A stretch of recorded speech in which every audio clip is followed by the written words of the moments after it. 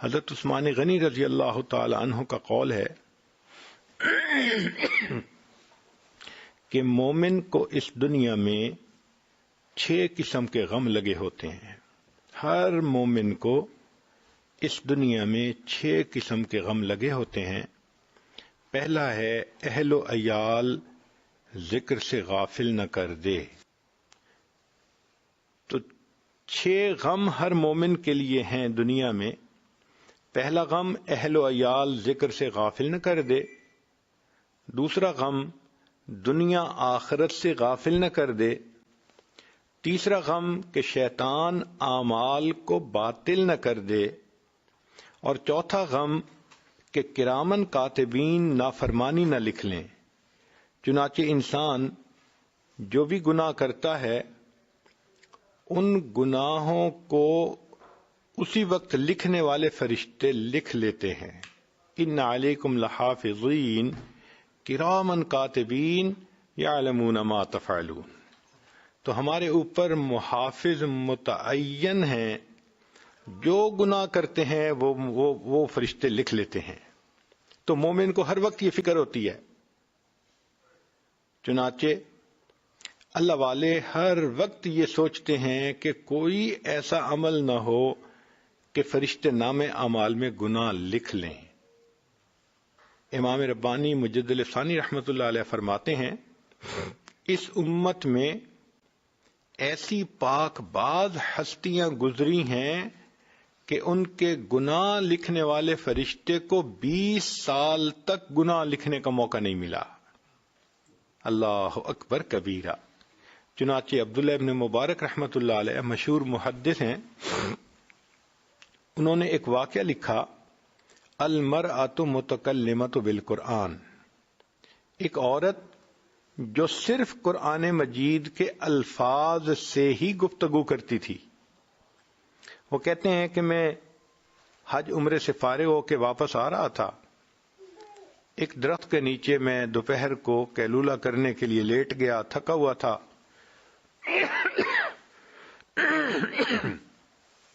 جب میں اٹھا تو میں نے دیکھا کہ اونٹ پہ سوار کوئی سواری قریب آ رہی ہے. قریب آنے پر میں نے کہا السلام علیکم. تو جواب میں ایک بڑی عمر کی عورت بولی اور اس نے کہا سلام قولا من رب الرحیم.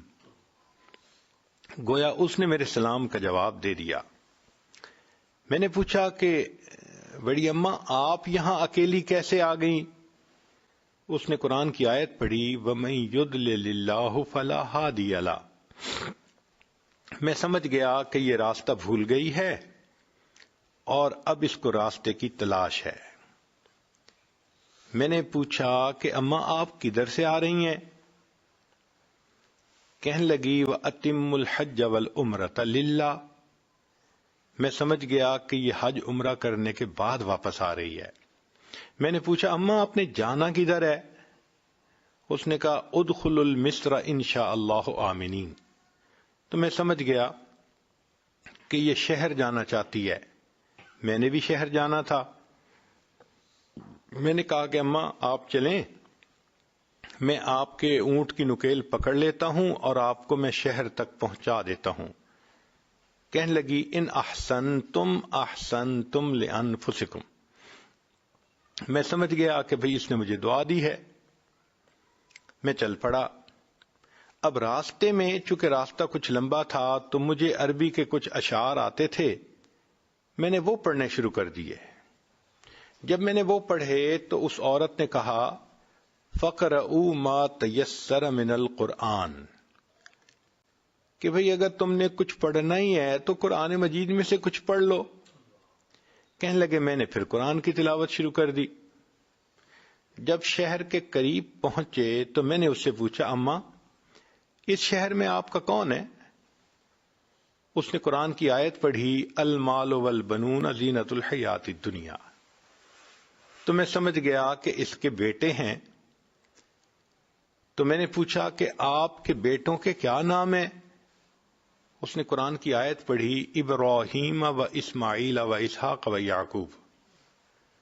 تو مجھے پتہ چل گیا کہ اس کے یہ 4 بیٹے ہیں. تو میں نے اس جگہ پہنچ کے جہاں قافلے اترتے تھے ان بچوں کا نام لے کے آواز لگائی تو میں نے دیکھا کہ 4 نوجوان بچے جن کے چہروں پہ نیکی کا نور تھا، بہت منور چہرے تھے، تقوی نظر آتا تھا ان کی زندگی میں، اتباع سنت نظر آتی تھی.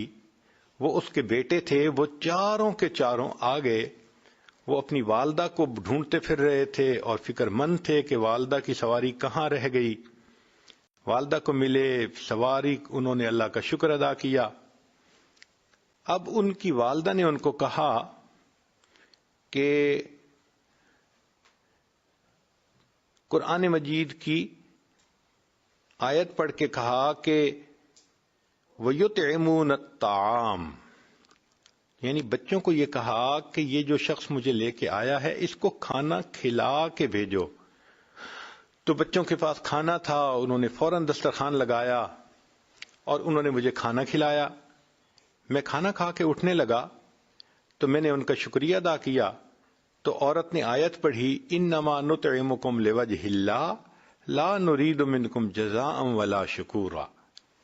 عبداللہ مبارک رحمۃ اللہ کہتے ہیں میں بڑا حیران، جب سے یہ عورت مجھے ملی ہے تب سے ہر بات کے جواب میں یہ قرآن کی آیت ہی پڑھ کے جواب دیتی ہے، ہر بات کا جواب قرآن کے الفاظ سے دیتی ہے. تو میں نے اس کے بچوں سے پوچھا کہ یہ تمہاری والدہ کا کیا معاملہ ہے؟ وہ کہنے لگے ہماری یہ والدہ قرآن کی حافظہ، حدیث کی عالمہ ہے، اس کے دل میں اللہ رب العزت کے سامنے قیامت کے دن کھڑے ہونے کا اتنا خوف ہے کہ پچھلے 20 سال سے اس کے منہ سے قرآن کے سوا کوئی دوسرا لفظ نہیں نکلا. اب اگر سوچئے کہ اس امت میں ایسی عورتیں بھی قیامت کے دن اللہ کے سامنے پیش ہوں گی کہ 20 سال تک ان کی زبان سے قرآن کے سوا کوئی دوسرا لفظ نہیں نکلا، تو وہاں اگر آج کی بچیاں ذرا سی بات میں کسی پہ تہمت ہے، غیبت ہے، کسی کے بارے میں بدگمانی ہے، الزام تراشی ہے، لایانی باتیں ہیں، ہم اپنے نامہ اعمال کو اللہ کے سامنے کیسے پیش کر سکیں گے؟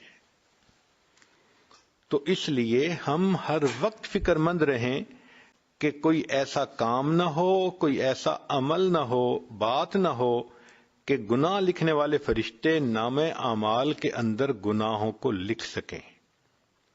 5واں غم یہ ہوتا ہے کہ ملک الموت غفلت میں نہ پکڑ لے، اس لیے کہ اس دنیا میں انسان جو اعمال کرتا ہے تو نیکی کا اثر بھی موت کے وقت ظاہر ہوتا ہے اور گناہوں کا اثر بھی موت کے وقت ریفلیکٹ ہوتا ہے.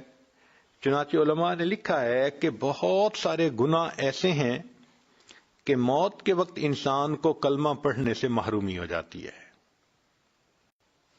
مثال کے طور پہ زنا کا گناہ ایسا ہے کہ اکثر و بیشتر جو بندہ زنا سے توبہ نہ کرے موت کے وقت اس کی زبان پہ فالج پڑ جاتا ہے اور وہ کلمہ پڑھنا بھی چاہے تو نہیں پڑھ سکتا.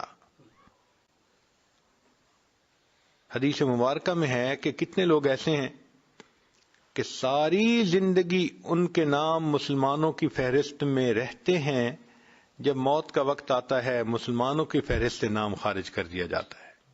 اور ویسے بھی یہ قرب قیامت کا زمانہ ہے جس کے بارے میں نبی الاسلام نے فرمایا یصبح مؤمنا و یمسی کافرا. تم دیکھو گے ایک آدمی صبح اٹھے گا ایمان والا ہوگا، شام سونے کے لیے بستر پہ جائے گا ایمان سے خالی ہوگا. تو اپنے ایمان کی تو بڑی فکر کرنی چاہیے. کیا پتہ کب موت آ جائے، موت کا کسی کو کچھ پتہ نہیں. چنانچہ ایک نوجوان کراچی میں 3ری منزل پہ کچھ کام کر رہا تھا، کھڑکی سے باہر نکل کے اللہ کی شان کے جو پاؤں پھسلا تو وہ نیچے ٹور روڈ کے اوپر آ کے گرا. اب 3ری منزل یعنی کہیں 60 فٹ سے وہ نیچے گرا اور اللہ کی شان نہ ہڈی ٹوٹی، نہ جسم پہ کوئی زخم آیا، نہ خون نکلا. وہ ایسے اٹھ کھڑا ہوا جیسے کہ کسی نے اٹھا کے زمین پہ رکھ دیا ہو. سب لوگ حیران تھے کہ 50-60 فٹ کی بلندی، نیچے پکی سڑک ہو اور پھر بندے کو کوئی چوٹ نہ آئے۔ خیر سب لوگ خوش ہوئے۔ تیسرے دن اس کے 2 دوست تھے، وہ اس کو مبارکباد دینے کے لیے آئے۔ کبھی ہم نے سنا آپ تیسری منزل سے گر گئے مگر اللہ نے آپ کو بچا لیا۔ تو وہ بھی کہنے لگا ہاں اللہ کا مجھ پر بڑا فضل ہوا۔ تو وہ دوست کہنے لگے کہ اچھا اب اگر اللہ نے حفاظت کی تو ہمیں مٹھائی کھلاؤ۔ وہ کہنے لگا یہ میرے بالکل گھر کے سامنے ایک مٹھائی کی دکان ہے، میں ابھی وہاں سے تازہ مٹھائی لے کے آتا ہوں۔ انہوں نے کہا بہت اچھا۔ یہ کہہ کے یہ نوجوان اپنے ڈرائنگ روم سے گھر میں آیا اور بیوی کو کہا کہ مجھے پیسے دو، میں مٹھائی لاتا ہوں۔ جب اس نے پیسے لیے اور جانے لگا تو گھر کا فرش دھویا گیا تھا اور ایک جگہ پر تھوڑا سا پانی کھڑا تھا۔ جب اس نوجوان نے پاؤں رکھا تو پاؤں پھسلا، یہ سر کے بل گرا، وہیں اس کی موت آ گئی۔ آپ ذرا غور کیجئے کہ تیسری منزل سے نیچے گرتا ہے تو چوٹ تک نہیں آتی، اور اپنے گھر کے فرش پہ پاؤں پھسلتا ہے تو موت آ جاتی ہے۔ کسی نے سوچا بھی نہیں ہوگا کہ اس کو اس طرح موت آئے گی۔ تو کب موت آئے اس کے بارے میں کوئی بندہ نہیں جانتا۔ فرید بن عطار رحمت اللہ علیہ فرماتے ہیں میں نوجوان تھا، میری عطر کی دکان تھی اور میری دکان پہ چھوٹی چھوٹی شیشیاں تھیں جن میں عطر ہوتی تھی۔ ایک دن ایک بوڑھا آیا اور میری شیشیوں کو وہ بڑے غور سے دیکھنے لگا۔ میں نے کہا بڑے میاں کیا دیکھ رہے ہیں؟ اس نے کہا میں دیکھ رہا ہوں کہ اتنی شیشیوں میں آپ کی جان اٹکی ہوئی ہے، یہ جان کیسے نکلے گی؟ تو کہنے لگے مجھے بڑا غصہ آیا۔ میں نے کہا جیسے آپ کی نکلے گی ویسے میری نکلے گی۔ تو جیسے ہی میں نے یہ کہا تو وہ بڑے میاں کہنے لگے اچھا نوجوان پھر میری تو جان ایسے نکلے گی۔ اس کے پاس چادر تھی ہاتھ میں، وہ فرش پہ لیٹ گیا اور چادر اپنے اوپر اوڑھ کر کہنے لگا لا الہ الا اللہ محمد الرسول اللہ۔ میں نے کہا یہ بڑے میاں میرے سامنے کیا ڈرامہ کر رہا ہے؟ جب میں آگے ہوا اور دیکھا تو واقعی اس کی روح نکل چکی تھی۔ تو جن لوگوں نے موت کی تیاری کی ہوتی ہے ان کی پھر ایسے روح نکل جاتی ہے۔ چنانچہ ایک تھے ننھے میاں بھوپالی رحمت اللہ علیہ، بزرگوں میں سے تھے۔ چنانچہ ان کے بارے میں آتا ہے کہ جب ان پر موت کا وقت آیا تو بہت ان کے قریبی رشتہ دار ساتھ تھے، تو وہ بتا رہے تھے بھئی اب میرے دونوں پاؤں سے جان نکل گئی، بھئی میری دونوں ٹانگوں سے جان نکل گئی، اب میری رانوں سے جان نکل گئی۔ یہ خود بتا رہے تھے۔